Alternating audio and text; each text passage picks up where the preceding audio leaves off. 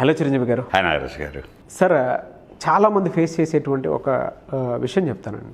మన సబ్జెక్ట్లోకి వెళ్ళే ముందు ఒక మాట అడుగుతాను. ఎవరైనా స్పోకెన్ ఇంగ్లీష్ నేర్చుకుని వొకాబులరీ డెవలప్ చేసుకుందాం అనుకునేటువంటి వాళ్ళకి చేదు అనుభవం ఒకటి ఎదురవుతూ ఉంటుంది. హేళన చేస్తారు, అంటే క్రిటిసిజం ఎక్కువ చేస్తూ ఉంటారు. ఎలా అంటే పొరపాటున మనం ఇంగ్లీష్లో ఏదైనా మాట్లాడామనుకోండి, a where I going, what are you doing, జనరల్గా ఇలా మాట్లాడినా కూడా పక్కనోడు బా ఆహా అంత ఇంగ్లీష్ వచ్చేట్రా నీకు అంత ఎటకారంగా చేసేస్తారు. లెర్నింగ్ ప్రాసెస్లో ఉండేటువంటి వాళ్ళకి అదొక ఇన్సెక్యూర్లోకి వెళ్ళిపోతూ ఉంటారు. ఎలానంటే తెలియకుండా ఒక అవమానాన్ని ఫేస్ చేస్తున్నంత ఫీలింగ్లోకి వెళ్ళిపోతారు. పక్కనోడు వచ్చి సడన్గా అలా మాట్లాడేటప్పటికి, ఎటకారంగా ఉండేటప్పటికి ఎలా ఉంటుందండి అంటే ఎక్కువ మంది ఇటువంటి ఫేస్ చేస్తూ ఉన్నారు. అంటే దాన్ని ఓవర్కమ్ చేయాలి అని అంటే ఎట్లా? ఇది యూనివర్సల్ ప్రాబ్లం. ఆడి ఎదగడో ఈయన్ని ఎదగనివ్వడో లేదు. అది సీన్ అండి. నేను అందులో ఫేస్ చేసిన వాళ్ళు నేను ఒకటి, అందుకే చెప్తున్నాను. తప్పకుండా ఏదైనా నేర్చుకుందాము అనుకుంటే రెడీగా ఉంటాడు అన్న పక్క నుంచి. నాకంటే అలవాటు అయిపోయింది. ఎందుకు అని అంటే స్థాయిని బట్టి మనిషి, ఓహో వాడు ఆ రోజు అలా అన్నాడు కాబట్టి వాడు అక్కడే ఉన్నాడు, నేను ఇక్కడే ఉన్నాను, అది ఆ సెన్స్ ఒకటి బలంగా తగిలింది కాబట్టి ఇదవుతుంది. కానీ పీపుల్ ఆర్ ఫేసింగ్, ఇవాళ చాలామంది ఉన్నారు దాన్ని ఫేస్ చేసేటువంటి వాళ్ళు. People stop living there dreams just because of the comments and criticism of the people. చాలామంది ఎన్నో మంచి విషయాలు చేయాలనుకున్న, పనులు చేయాలనుకున్నా, ఇప్పుడు మీరన్న కామెంట్లు, క్రిటిసిజం, అలాగే హ్యూమిలియేషన్, ఇన్సల్ట్ ఏవైతే ఉన్నాయో వీటికి భయపడి వాళ్ళు చేయాలనుకున్న పనిని చేయకుండా ఆగిపోతూ ఉంటారు. ఇది చాలా దారుణమైన విషయం అండి. దీనికి కొంచెం మన ఇది పెద్ద సబ్జెక్టే, కానీ సింపుల్గా షార్ట్గా క్రిస్ప్గా మనం చూసుకోగలిగితే, జనరల్గా ఎదుటి వాళ్ళని కామెంట్ చేసేవాళ్ళు, క్రిటిసైజ్ చేసేవాళ్ళు, లాంగ్వేజ్ విషయానికి వచ్చేసరికి విమర్శించే వాళ్ళు ఎవరు ఉంటారంటే టీచర్స్ ఉంటారు, ఫస్ట్ ప్రొఫెసర్స్ ఉంటారు, లెక్చరర్స్, ఇంగ్లీష్ ట్రైనర్స్, అంటే ఇంగ్లీష్ భాషలో ఎక్స్పర్ట్స్ ఎవరైతే ఉంటారో వీళ్ళు పాయింట్అవుట్ చేస్తూ ఉంటారు మిస్టేక్స్. కానీ టీచర్స్, ట్రైనర్స్, లెక్చరర్స్, ప్రొఫెసర్స్ వీళ్ళు కామెంట్ చేసి, క్రిటిసైజ్ చేసి ఆ తప్పులు పట్టి చెప్తూ ఉంటారు. చూసారా, ఇది మంచిదండి. ఎందుకంటే వాళ్ళు ఎదుటివాడు ఎదగాలని కోరుకుంటారు. వాళ్ళ విమర్శలో, వాళ్ళ కామెంట్లో నిన్ను నువ్వు సరి చేసుకొని ఎదగడానికి మార్గం ఇది కాదు, ఇంకా నువ్వు పర్ఫెక్ట్ కావాలి, ఒక కోచ్ లాగా గైడెన్స్ ఇస్తూ ఉంటారు. వీళ్ళకి ఎలా స్టూడెంట్ని తప్పులు ఎలా ఫైండ్ అవుట్ చేయాలి, ఆ తప్పు కరెక్ట్ చేసి ఎలా మోటివేట్ చేయాలో టీచర్స్కి వీళ్ళందరికీ తెలుసండి. లెక్చరర్స్కి, ట్రైనర్స్కి, ప్రొఫెసర్స్కి వీళ్ళ పనే తప్పులు పట్టడం, ఎదుటివాడు ఇంకా బాగా ఎదిగేలాగా ప్రోత్సహించడం వాళ్ళ ఉద్దేశం. కాబట్టి అది ఎలాంటి తప్పు లేదండి అందులో. కానీ బయట నార్మల్ పీపుల్ ఉంటారు చూసారా, వీళ్ళు కామెంట్ చేస్తున్నప్పుడు ఎందుకు చేస్తారు ఇదంటే ఆత్మన్యూనతాభావం. వాళ్ళలో ఒక ఇన్ఫీరియారిటీ కాంప్లెక్స్ ఉంటుంది. ఎప్పుడు కూడా ఎదుటి వాళ్ళని తక్కువ చేసి, వాళ్ళని బాధ పెట్టి, వాళ్ళ బాధ నుండి ఆనందాన్ని పొందాలనుకునే వాళ్ళంతా ఇన్ఫీరియారిటీ కాంప్లెక్స్తో సఫర్ అవుతున్న వాళ్ళు. వీళ్ళంతా ఆత్మన్యూనత భావంతో తాగుతారు. వీళ్ళు ఏంటంటే ఎదుటి వాళ్ళని బాధపడితే ఆ బాధ నుండి ఆనందం పొందే సాడిజం. ఆ వాటిని నేను అనకూడదని అనలేదు. ఇప్పుడు ఇది చాలా చోట్ల జరుగుతుంది. హాస్టల్స్లో నలుగురు ఉంటారు, రూమ్మేట్స్ ఉంటారు. ఇందులో ఎవరో ఒకరు వీక్గా ఉంటారు, ఫిజికల్ కావచ్చు, మెంటల్ కావచ్చు. మిగతా ముగ్గురు నలుగురు ఏం చేస్తారంటే ఇంకా అన్ని జోకులు, అన్ని సెటైర్లు అతని మీద వేస్తూ అతడు బాధపడుతూ ఉంటే వీళ్ళు ముగ్గురు ఎంజాయ్ చేస్తూ ఉంటారు. ఇది సాడిజం అండి.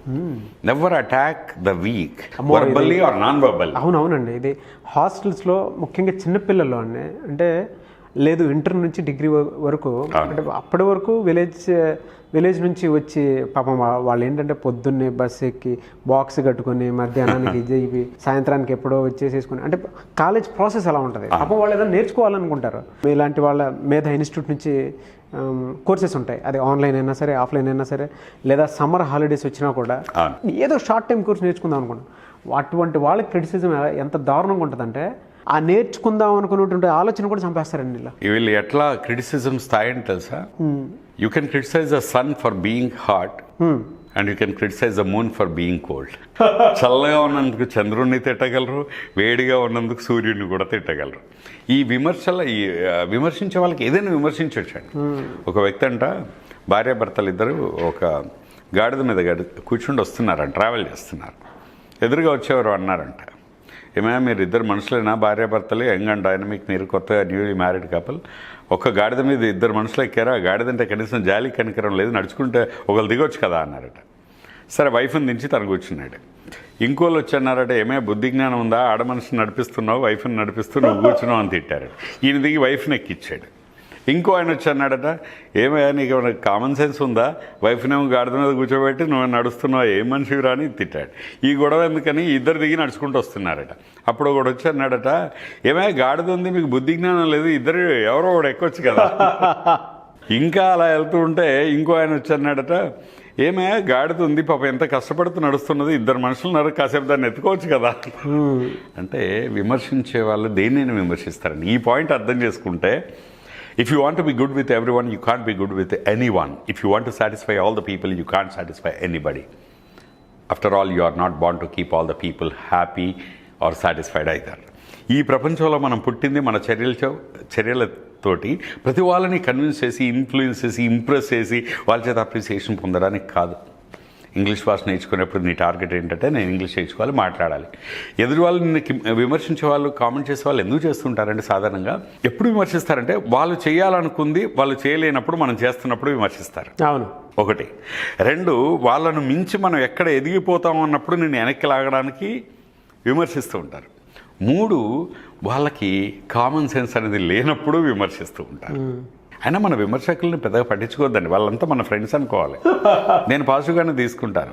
మనల్ని విమర్శిస్తున్నారంటే మనం ఎదుగుతున్నామని అర్థం. వాడు చేయలేంది, వాడు చేయాలనుకుంది, అందరూ చేయలేని పని మనం ఏదో చేస్తున్నామనే కదా ఫీల్ అవుతాం. ఇటువంటి మోటివేషన్ ఉంటే ఓకే సార్. నేను చెప్తున్నాను కదా, నేనే ఫేస్ చేశాను.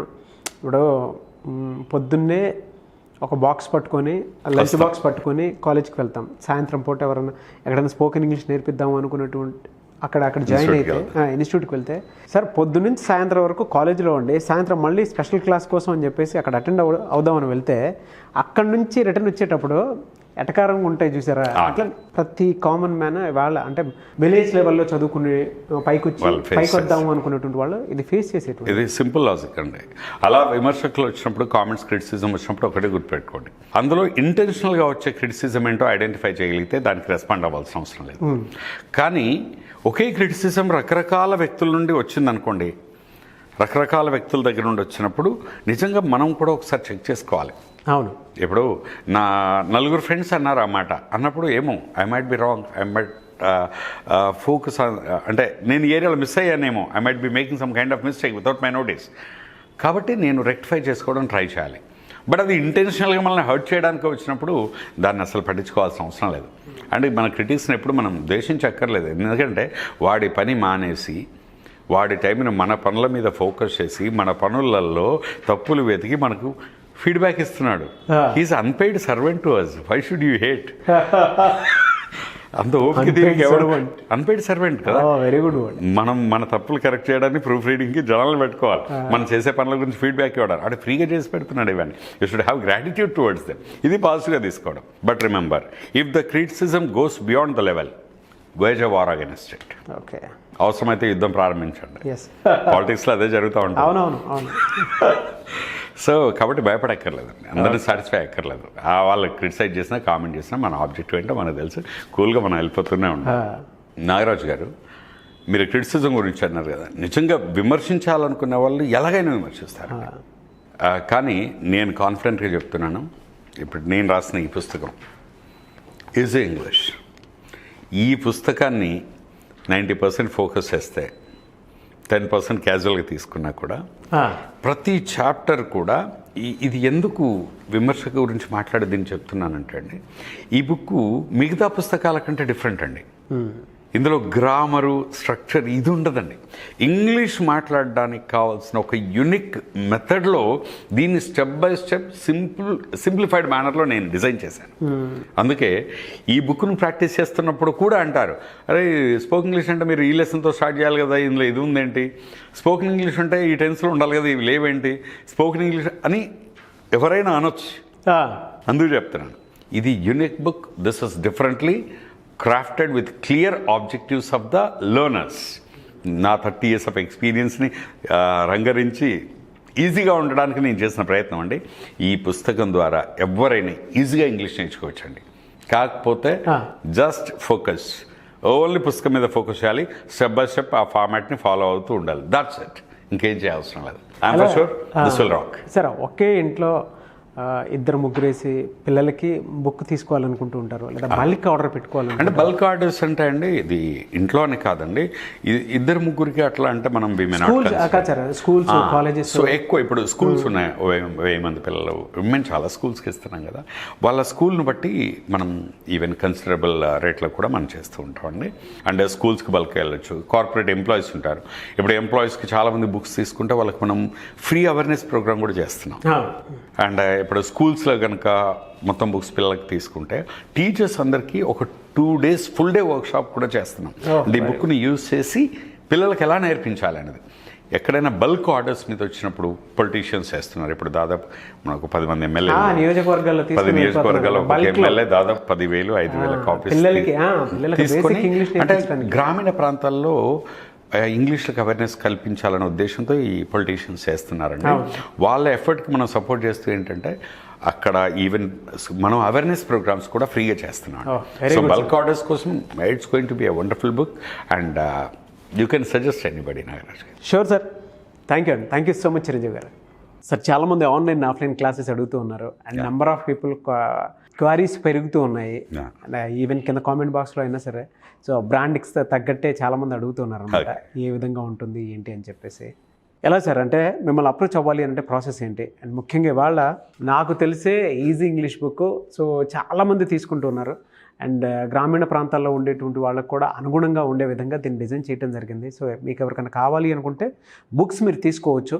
కింద కామెంట్ బాక్స్లోనే చాలామంది పోస్ట్ చేయడం జరిగిందండి. సో దానికోసం ఒకసారి మీకు మీ ఇన్స్టిట్యూట్ నుంచి వచ్చింది అడుగుతున్నారు, అండ్ ఎవరికైనా బేసిక్ ఇంగ్లీష్ నేర్చుకోవాలి అనుకునేటువంటి నాలెడ్జ్ ఉన్నా కూడా రోజుకొకటి ఇందులో నుంచి తీసుకున్నా సరే మీరు నేర్చుకోవచ్చు. అటువంటి అవకాశాన్ని మేధా ఇన్స్టిట్యూట్ కల్పించింది వాళ్ళ. ఎలా సార్ మిమ్మల్ని అప్రోచ్ అవ్వాలి అంటే ప్రాసెస్ ఏంటి? క్లాసెస్ ఎలా ఉంటాయి, online offline?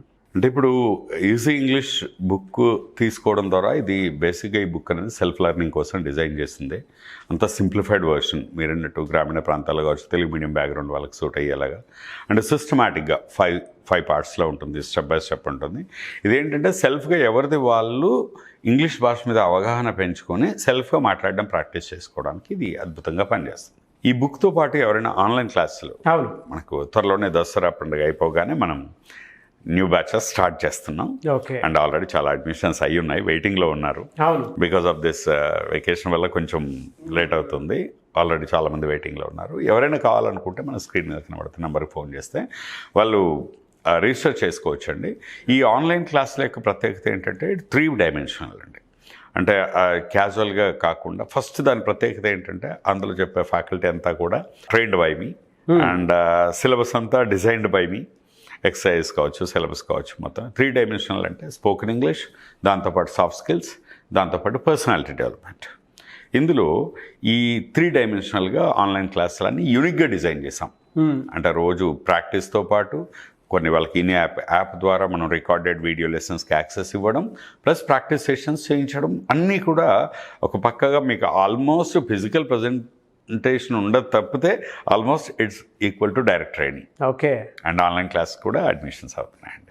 Very good sir. And కొంతమంది అయితే వర్క్షాప్స్ అడుగుతూ ఉంటారు, టీచర్స్ ముఖ్యంగా 2 days వర్క్షాప్, 3 days వర్క్షాప్స్. అంటే వాళ్ళకు ఉండేటువంటి వెకాబులరీని డెవలప్ చేయడానికి స్టూడెంట్స్ అతనికి చెప్పడానికి అని చెప్పేసి వర్క్షాప్స్ గురించి అడుగుతూ ఉన్నారండి. స్కిల్స్ మీద, సాఫ్ట్ స్కిల్స్ మీద కానివ్వండి, లేదంటే ఇంటర్ఫేస్ మీద కానివ్వండి. సో అవి కూడా అప్రోచ్ అవ్వాలి అనుకుంటే స్క్రీన్ మీద కనిపిస్తున్న నెంబర్కి ఎలా ఉంటాయి అంటే ఇప్పుడు ఈ ట్రైన్ ద ట్రైనర్స్ వర్క్షాప్ అని పెడుతున్నాం అండి. ఇప్పుడు జనరల్గా ఏంటంటే చాలా స్కూల్స్ మనల్ని అప్రోచ్ అయ్యాయి. వెళ్ళి స్కూల్స్కి వెళ్ళి అక్కడ టీచర్స్కి మేము 2 day వర్క్షాప్ పెట్టి వస్తున్నాం ఆల్రెడీ. అంటే ఒక స్కూల్ అనుకోండి, ఆ స్కూల్లో ఇంగ్లీష్ ఎన్విరాన్మెంట్ ఎలా క్రియేట్ చేయాలి, ఆ పిల్లల్ని ఒక 1 year పాటు వారానికి ఒక క్లాస్ పెట్టి ఎక్సర్సైజ్ ఇచ్చి వాళ్ళ పిల్లల్ని ఎలా మోటివేట్ చేసి స్కూల్ మొత్తం ఇంగ్లీష్ స్పీకింగ్ ఎన్విరాన్మెంట్ ఎలా తయారు చేయాలనేది దీని మీద టీచర్స్ అందరికీ ట్రైనింగ్ ఇస్తున్నాం. అయితే ఇలా ఒక్కొక్క స్కూల్ ఇంట్రెస్టెడ్ స్కూల్ ఎవరైతే పిలుస్తున్నారో వాళ్ళకి వెళ్ళి కండక్ట్ చేస్తున్నాం కదా.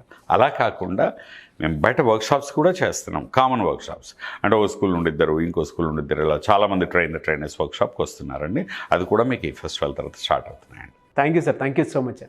చూసారు కదండి వీడియో. ఈ వీడియోపై మీ అభిప్రాయాన్ని కామెంట్ బాక్స్లో పోస్ట్ చేయండి. ముఖ్యంగా మీరు కనుక ఆన్లైన్ ఆఫ్లైన్ సెషన్స్ మీరు అటెండ్ అవ్వాలి అనుకుంటే అండ్ ఇంగ్లీష్కి సంబంధించినటువంటి విషయాలే మీరు బేసిక్ ఇంగ్లీష్ నుంచి నెక్స్ట్ లెవెల్కి వెళ్ళాలి అనుకునేటువంటి వాళ్ళు స్క్రీన్ మీద కనిపిస్తున్న నెంబర్కి సంప్రదించి ఆన్లైన్ ఆఫ్లైన్ రెండు జరుగుతాయి. సో రెగ్యులర్ ప్రాసెస్ అనమాట. ఎవరు ఎప్పుడైనా సరే కనెక్ట్ అవ్వచ్చు, కాంటాక్ట్ అవ్వచ్చు. ఒకవేళ మీకు స్క్రీన్ మీద కనిపిస్తున్న కాంటాక్ట్ నెంబర్ కనెక్ట్ అవ్వట్లేదని అంటే మిస్టర్ నాగ్ అఫీషియల్ నా ఇన్స్టాగ్రామ్ ఐడి ఉంది. నా ఇన్స్టాగ్రామ్ ఐడి త్రూ కూడా మీరు అప్రోచ్ అవ్వచ్చు. ట్రైనర్ ప్రోగ్రామ్స్ ఉంటాయి, సాఫ్ట్ స్కిల్స్ మీద ఉంటుంది అండ్ స్పోకెన్ స్కిల్స్ మీద ఎక్కువ ఉంటాయి. బుక్స్కి సంబంధించింది కూడా మీకు ఎవరికైనా బుక్ కావాలి అనుకుంటే సో బుక్ ఇది. సో మీకు అనుగుణంగా ఉండే విధంగా బుక్ని డిజైన్ చేయడం జరిగింది. ఆ రోజుకు ఒక పేజీ నేర్చుకున్నా కూడా ఇందులో వీటికి సంబంధించిందే బేసిక్ టర్మినాలజీ అయినా సరే మీరు ఖచ్చితంగా నేర్చుకోవచ్చు. అంటే వొకాబులరీ యూస్ చేసుకోవాలి అనుకున్నటువంటి వాళ్ళు బేసిక్గా రెగ్యులర్ యాక్షన్స్ ఏవైతే ఉంటాయో వాటిని బుక్స్ నుంచి తీసుకునైనా సరే నేర్చుకోవచ్చు. ఆ విధంగా డిజైన్ చేయడం జరిగింది. సో మీరు కావాలి అనుకుంటే త్రూ బుక్స్ అయినా సరే తీసుకోవచ్చు. అండ్ ఇంట్లో ఒకళ్ళకి ఇద్దరికి అనే కాకుండా సో చుట్టుపక్కల ఉండేటువంటి వాళ్ళకి కూడా ఇవాళ స్కూల్స్ కాలేజెస్లో కూడా ఇటువంటి బుక్స్ సంబంధించినటువంటి ఎక్కువగా అడుగుతూ ఉన్నారు. సో మీకు ఎవరికైనా కావాలి అనుకుంటే ఆ విధంగా తీసుకోవచ్చు. వీడియో లైక్ చేయండి, షేర్ మాత్రం తప్పకుండా చేయండి. ఇలాంటి మరిన్ని వీడియోస్ కోసం మా ఛానల్ ఫాలో అవ్వండి. Thank you.